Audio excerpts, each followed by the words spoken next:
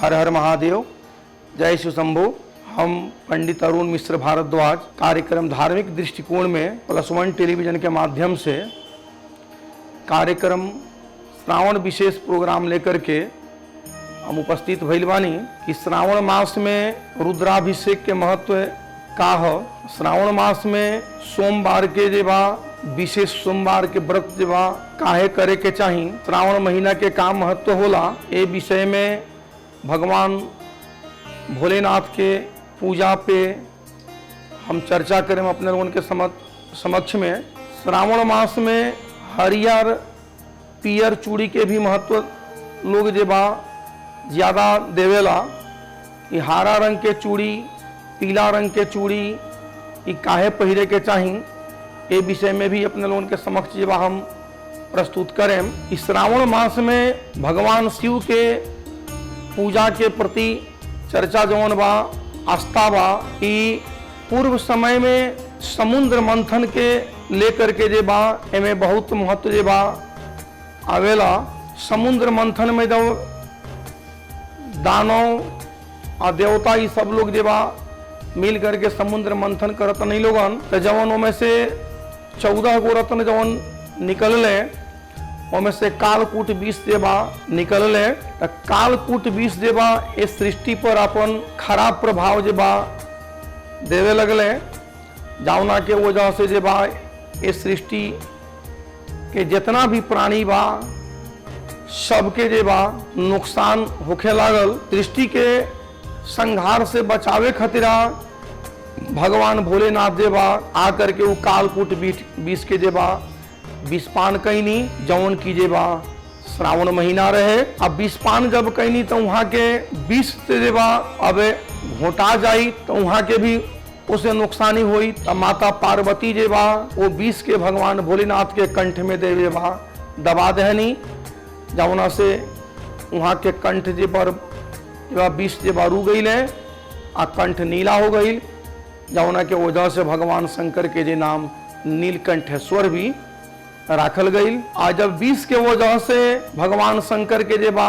विचलित होके लगनी, वहाँ के देह में जे बा जलन होके लागल, ताप बढ़े लागल, जौना से जे बा सब देवता लोग, सब देवी देवता लोग जे बा भगवान भोलेनाथ के सर पर जे बा गंगा जल से जे बा नहवावे लगनी लोगन।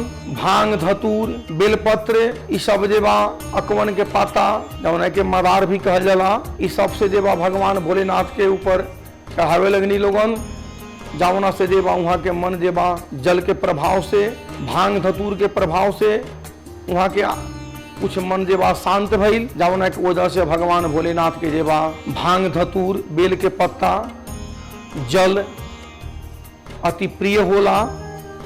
तैसे कहल जाला जे 1 लोटा जल सारा समस्या के हल।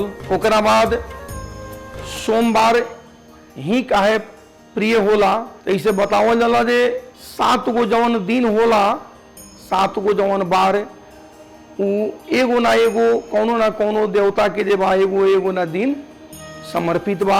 जैसे सूर्य भगवान के रविवार समर्पित बा, शंकर जी के सोमवार समर्पण बा, गौरी के मंगलवार समर्पण बा, गणेश जी के बुधवार समर्पण बा, विष्णु भगवान के गुरुवार के दिन समर्पित बा, लक्ष्मी के काली के जे बा शुक्रवार के दिन समर्पित बा, शनि देव के जे बा न्याय के देवता वहाँ के शनिवार के दिन जे बा समर्पित बा। तो सोमवार भगवान शिव के समर्पित भइला से भगवान शिव के जे बा सोमवार के व्रत विशेष रूप से करे के चाही। ऐसे बतावल जाला जे सोम के मतलब चंद्रमा होला, और चंद्रमा मन के शीतलता प्रदान करी ने, ओ से जे बा ज्योतिष शास्त्र में चंद्रमा के मन के कारक भी बतावल जाला। तो ओ से जे बा भगवान शिव के पूजा सोमवार के अति प्रिय होला। अब रह गई इस श्रावण में जे बा बहुत लोग जे बा गते आ तिथि के लेकर के जे बा चिंतन में बा। श्रावण महीना जे बा गते से भी रुआ लोन मनाई, तिथि से भी मनाई, दोनों तरह से ठीक बा। गते जे बा सूर्य के संक्रांति से गते होला, तो सूर्य के संक्रांति से गते के एक गते के महीना बदल जाले, आ चंद्रमा से जे बा तिथि से महीना बदले ले। ऐसे जे बा दोनों तरह से श्रावण मास मनावला में कोनो दोष नहीं के, दोनों तरह से मनाई और ये बा विशेष फलदायक हुई। दूसर का बात, औरत लोग जे बा हरा रंग के चूड़ी ही विशेष रूप से जे देखी न लोगन पहनी न लोगन हरा रंग के चूड़ी, पीला रंग के चूड़ी। तो हरा पीला के कारण में बाजे ज्योतिष शास्त्र के अनुसार हरा रंग बुध के प्रतीक है। आ बुध से जे बा बुद्धि संतुलन होला, आय में वृद्धि होला, बिजनेस व्यापार चलेला, आमदनी के स्रोत बनेला। ऐसे जे बा हरा रंग के चूड़ी पहिरे के चाहिए, चाहे हरा रंग के पहनावा पहिरे के चाहिए। आ पीला रंग जे बा गुरु के कारक हुए, तब गुरु जे बा शुभता के प्रतीक मानल जाले। ऐसे जे बा पीला रंग के महत्व दियाला। यही के कारण से पीला रंग आ हरा रंग जे बा श्रावण मास में जे बा विशेष रूप से महत्व आवेला। इस श्रावण मास में भगवान शिव के जे बा अति पावन होला। ऐसे जे बा समुद्र के मंथन जे बा श्रावण मास में ही भइल रहे। आए धरती पर के देवता जे बा भगवान शिव ही हैं। ऐसे जे बा श्रावण में समस्त देवी देवता लोग जे बा भगवान शंकर के अभिषेक करीने लोगन, यानी कि आकाश से ये धरती के भी अभिषेक होला, आकाश से बारिश होला, जवन की सब जे बा ये धरती के अभिषेक होला। ये धरती के जे बा हरियाली भी हो जाला। आ ये धरती के देवता जे बा भगवान शिव ही हैं। भगवान शिव के जे बा श्रावण महीना में रुद्राभिषेक करे में जे बा शिव के बास के भी कोनो आवश्यकता ना होला।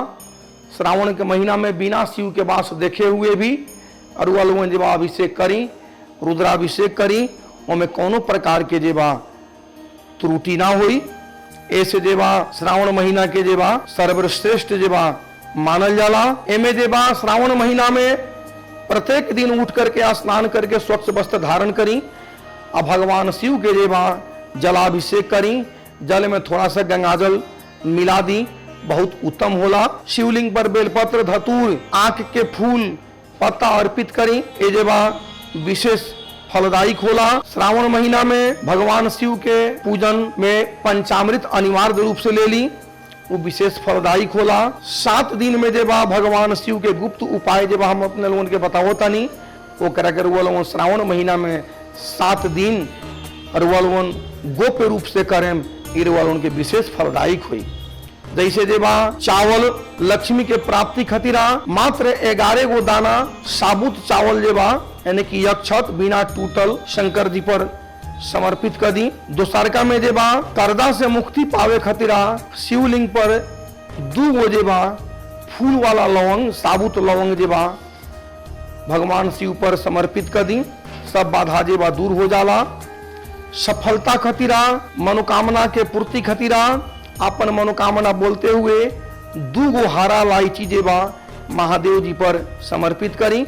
ऐसे बुद्धि तीव्र हो जाई आ कार्य में सफलता मिली। 11 गो दाना चाना के जे बा दाल ले ली आ अपना सौभाग्य के कामना करते हुए भगवान शंकर पर समर्पित कर दी। और सारा बाधा जे बा टल जाई। विवाह में जे बा कौन वर्चन हुई वो टल जाई। कैरियर में जे बा उत्तम हो जाए, कैरियर जे बा बढ़ जाए। मूंग जौन बा हरा मूंग सुख समृद्धि खतिरा अपना घर में खुशहाली ले आवे खतिरा 11 गो दाना जे बा हरा मूंग के भगवान शिव पर समर्पित कर दी। भगवान शिव के आशीर्वाद से राउर घर जे बा खुशहाली में रही, समृद्धि में रही। कष्ट निवारण खतिरा काला तिल जे बा ले ली। 11 गो काला तिल आ 1 गो जे बा काली मिर्च जे बा भगवान शिव के समर्पित कर दी। ओसे जे बा कष्ट निवारण हो जाई और भगवान शिव के कृपा से रुआ सुखी संपन्न हो जाए। बीमारी से यदि पीड़ित बानी तो शहद जे बा लेकर के भगवान शिव के समर्पित कर दी। भगवान शिव के शहद समर्पित कैला से, चढ़ावला से जे बा सेहत अच्छा रहेला आ दीर्घायु के प्राप्ति होला। ये सबसे जे बा अपने लोगन के समक्ष श्रावण विशेष कार्यक्रम में हम आपन 2 शब्द लेकर के अपने लोगों के समक्ष प्रस्तुत कैनी। समय के अभाव से जे बा अब हम अपना यूनिट के तरफ से समस्त दर्शक वृंद के तरफ से विदा लेते हुए कोनो प्रकार के त्रुटि भइलो के ओकरा के सुझाव के आशा रखते हुए हम विदा लेवे के चाहता नहीं। जय भोलेनाथ, हर हर महादेव, जय शंभू। मामा चाउचाउ का पाकेट भित्र रहेका 2वटा कुपनहरू हल्का प्लस रमाइलोलाई मिलाउनुहोस् र प्राप्त गर्नुहोस् 1 पाकेट मामा चाउचाउ सित्तैमा। मामासँग हल्का रमाइलो।